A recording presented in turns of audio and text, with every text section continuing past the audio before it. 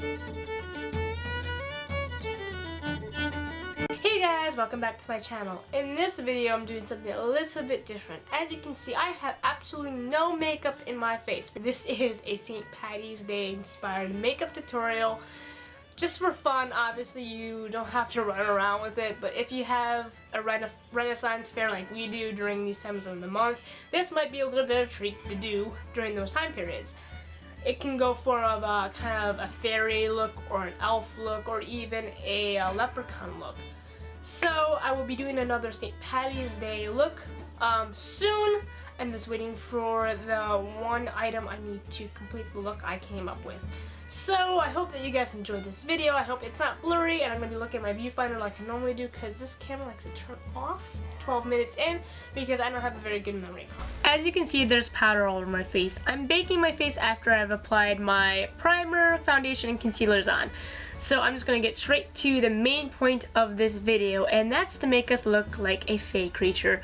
Of course, the best way to make yourself look like a fake creature is by applying some fake ears. You can get some at Renaissance fairs or online, and you can paint them to reflect the color of your normal skin tone with either paint or foundation. I'm just going to be using tape because it's a cheaper route and it's just more creative. I would love to have the ones you can purchase, but I don't have the money for that or the time to wait for it. So, as you can see, I'm having difficulties applying this. My left ear did not want to take the tape at all. It did not like it. It just, you know how you always have an easier time with one side of your body than the other. After applying the tape, you're going to want to take your foundation and apply it all over the tape and along your ears so it matches your face color.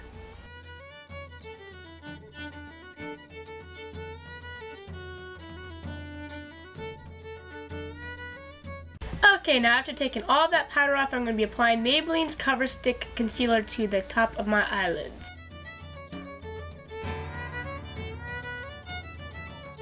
For our eyes, we're using Wet n Wild's Comfort Zone in the eyelid color. It's kind of like this brownish pink.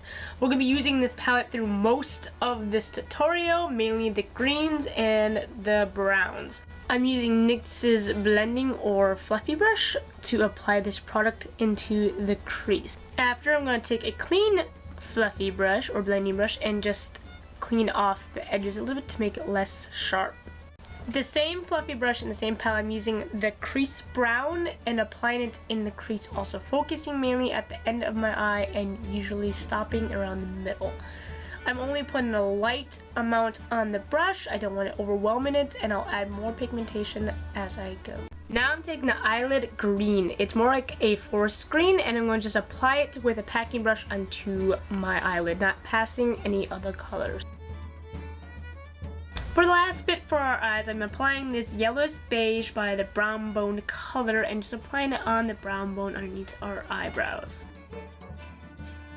For our brows, we'll be applying 256B Envy Wet n Wild. You can use any kind of forest green for this or any kind of bright green depending what you want. I have natural brunette brows and I'm just applying green into it as I would normally do my eyebrows. The brown mixing with the green and everything really kind of gives that earthy look. So if you're a blonde and you want to kind of give more of the earthy look like I'm trying to go for, just add some little brown to it as you would do to make false hairs in your eyebrows. If there's any spots you need to fix, obviously take your concealer and just fix up the areas as sharp as you can. I'm also doing it to highlight a little bit underneath the brows, although I already added highlighter for my shadow. Of course, to make your hairs look like they're real, just go through your brows with a spoolie. Now onto face. I'm using E.L.F's Sun-Kissed Glow Bronzer in Sun-Kissed. I'm applying it with a blush brush by Rio Techniques, and I'm applying it all over my face and my neck. I'm only applying a very thin sheen of it, not enough to really bronze me, but enough to add a bit of color. For the transition color for all the greens and browns later, I'm using Arts in the Streets by Wet n Wild, the color yellow. I'm using a small blush brush to apply it. I'm going to be applying it along my face line, my chin, underneath my chin, down the neck, and along my cheekbones. As you can tell, the color is not really bright. It's not really easy to tell that it's there. It's just a simple transaction for the greens and browns later.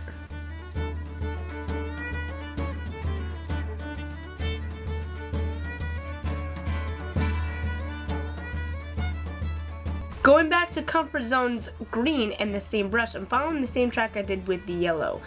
I will stop at the cheekbones to apply the Arts in the Street green to sculpt out my cheekbones, since the face generally have thinner and angular features. You can finish the Comfort Zone or the green around your face first if you want. I did this in order to remember that I had to do my cheekbones because my memory is horrible. I will be going back to the Comfort Zone green to deepen the contour by adding this green on top, before finishing the color on the rest of my face.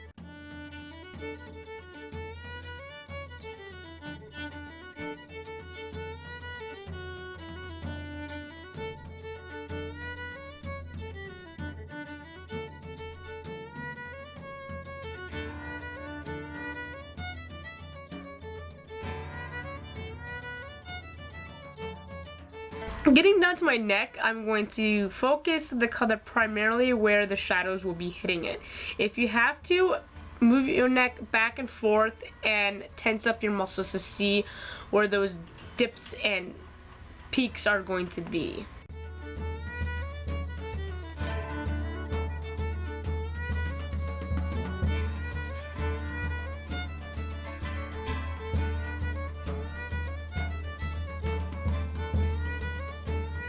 Also, don't forget your ears. You're going to want to make them a similar color to your face. I'm using the same greens and browns I'll be using for the rest of my face as well. I'm going along the earlobe and along the tape to blend it all together. With the same color and a smaller brush, I'm going to do a nose contour. I'm following my brow, pulling it all the way down to the sides of my nose, to the front of my nose in a triangular-like motion. And I'm going to also pull the color in towards my tear duct and up into my crease at the same time. This will help bring the shadow up of my nose to make it look more long and angular to my face. Using the crease brown from Comfort Zone, I'm going to be putting this tighter against my face line and my hairline and everywhere else. This is basically following the same green that we were just using, but like I said, more, I guess, tighter? I don't know. When we get down to the neck, we're going to be putting in the deeper dips of our neck to give it more of the shadowy appearance and to make us look a little bit skinnier and angular. We're also going to be applying this to our nose as we had done with the contour, but like I said, in a finer, thinner line to really add some of that darkness and depth, to really give ourselves some shadowy figure to ourselves.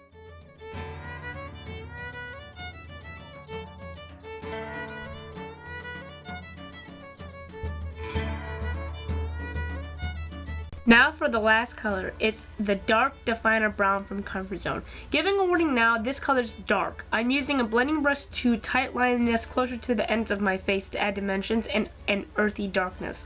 I'm also adding it to my temples. If you feel it's too dark, add the green we've been using to buff it out a little. I'm going to go back with a blush brush to blend it out so it's not so harsh.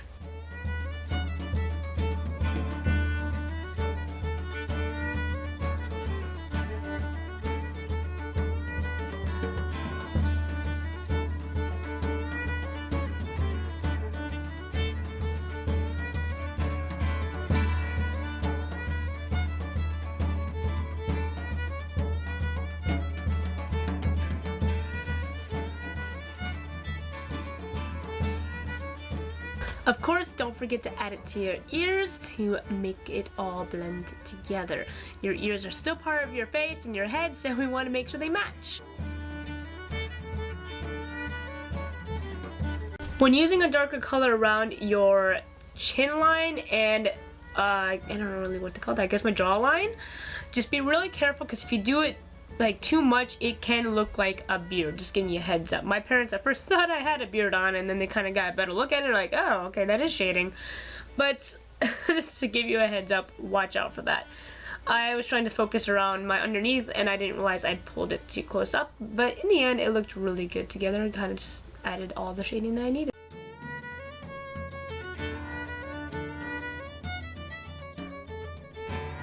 If you do accidentally go above where you would like it and you don't like the way the shading looks, you could always go back to concealer. You know how it is, concealers are a magic eraser from the makeup world. Just apply it where you don't like it and blend it out. But be careful how you blend it, because if you blend it upwards with the concealer and the color, it will just be a muddy mess. So just be careful how you blend it. See how sharp that looks now? That's perfect. That's just where I wanted it. I know it looks weird at first, but you just gotta blend the concealer out so you don't see the concealer anymore. To business. I'm taking my blush brush and blending the dark color downwards towards my neck. And then afterwards, if you want, use a smaller brush to apply the dark brown to the tips of your neck. Be super careful, because if you get this in the wrong area, it would just look like a hot mess. And then you have to use a whole lot more concealer, and that would just take up more of your time. I'm using a blush brush because I have deep dips in my neck when I start moving my neck back and forth, so I just entrust the brush to hit where I want. I try to focus the brush head exactly where the dips are, being extra careful where the hills of your bone or muscles are, because you're going to want to highlight those later.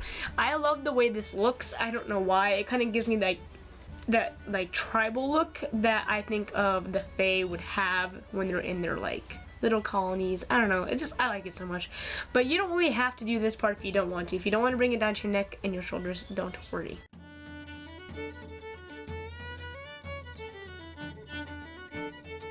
When going over your nose contour with this dark shade, be extremely careful. Really hit that brush to make sure most of the pigmentation comes off. Otherwise, this will look really weird. Please be uber careful, because this will be really hard to fix up with concealer. Now, you don't have to do this part if you don't want to, but I'm using the crease brown to attach to my eye makeup to the temple to kind of give my eyes more of a forward look. This will help with angling and just deepening to look to make it more natural and earthy, like we've been out in the woods and we've been part of the woods.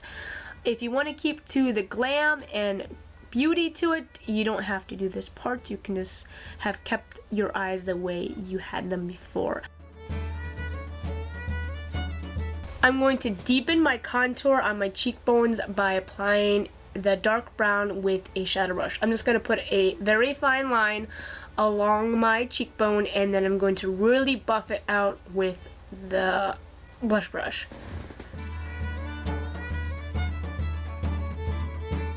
I go back to Comfort Zone Green and just buff out the contour a little bit, just so it doesn't look so dark and sharp.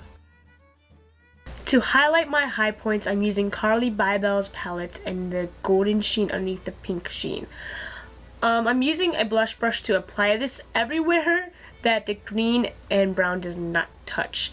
I know, weird, that's a weird way of highlighting, but to make my face more angular, this is the best way to do so. I'm going to also do this down my neck, but I'm going to be using a smaller brush so I can get the highlight exactly where I want it on the muscle tones. From the same palette, I'm using the pink tone to highlight my tear duct. I'm lining my lips with BellaPierre's gel lip liner and number 3 cinnamon.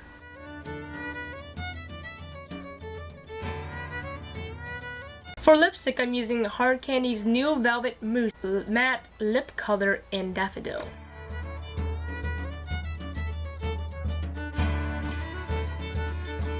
To add more of an earthy tone to my lips, I'm adding Wet n Wild's Envy, like a lip liner around my lips. I'm applying it with a lip lining brush and blending it out with my fingers afterwards, although I don't film that part.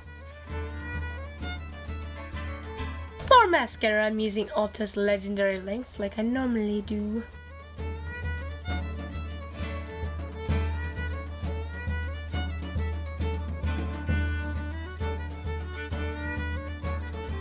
For falsies, I'm using Ardell's Twin Pack and Demi 120. Okay guys, you can either just leave your hair like this because it looks absolutely great, your hair is to grind with the makeup, but if there's another way you want to do it, I would suggest the normal elven way that you normally see in the normal characteristics of elves, which is like their hair halfway up. So it's easy, all you have to do is really put your hair halfway up, try to be careful of your ears. You worked really hard on them, especially me. Yeah, and I'm also talking to the camera, so now I have to edit all of this out.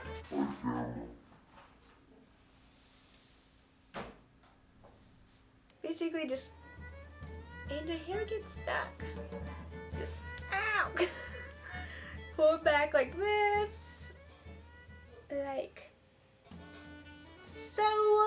Like you normally would do when they do a half up. If you don't know how to do a half up, well, here's a good tutorial for you. Pull it back all the way. I did it this way high up for a reason, so you don't have to. If you want to do it closer to your ears, go ahead. Just be careful of your little fake elven ears if you have them. If you don't have to have them. And yes, some places do have elven ears that you can purchase at the place, and I'll even put it on for you, but since I'm not at a Renaissance fair and they can be a bit tricky to match my skin tone, I figured why not just make my own. Now, the reason why I did this is because of some of these locks right here. Well, I used to call them the hair locks, and all you have to do is brush them out and away from your ear, and then there you go. If you have to, sometimes it's best if you have wavy hair like me just to get a hair straightener and hair straighten it. Because these locks can be a little bit like further away from your face than you want. Right now they look fine. This one is stuck in the tape, so I'm not gonna even bother with that one. I'm not gonna even try. I'm not gonna ruin the hard work this ear decided to cause on me. This one's like, oh, I got this. Perfection. Look. But this one's like, so this is how you get the elvish / leprechaun or fairy look. You can literally use it for all three. During the Scottish and Irish beliefs, they weren't always really, little creatures that were ugly and stole gold. A lot of leprechauns were still part of the Fae, and the Fae were part of the fairy group, and so was elves, and so were mermaids. So I like to think of more of the ancestry time, like more of the wood, because they lived in the woods, underneath the hills, and in the hills and all that, and your stones and those big oak trees, and that's the way I like to see them, and not so much as the Americanized way that they're portrayed today. I am of Scottish and Irish. Now I can't say it. Once you mess it up, you can't go back. Irish? Close enough. I'm part of that ancestry, dysentery, but whatever. I have a lot of junk in me, but a big chunk of me is Scottish, so it is really important to me to kind of get into that mythology a little bit. You can literally use this for conventions, Renaissance fairs, or just run around the woods if you want. So I hope that this has inspired you guys to get into that St. Patty Day spirits, and I hope you guys enjoyed. Please subscribe, leave a comment, like, and please share my videos so it may get out into the world and it may inspire plenty of others to be as creative and wonderful as you guys are. Love you!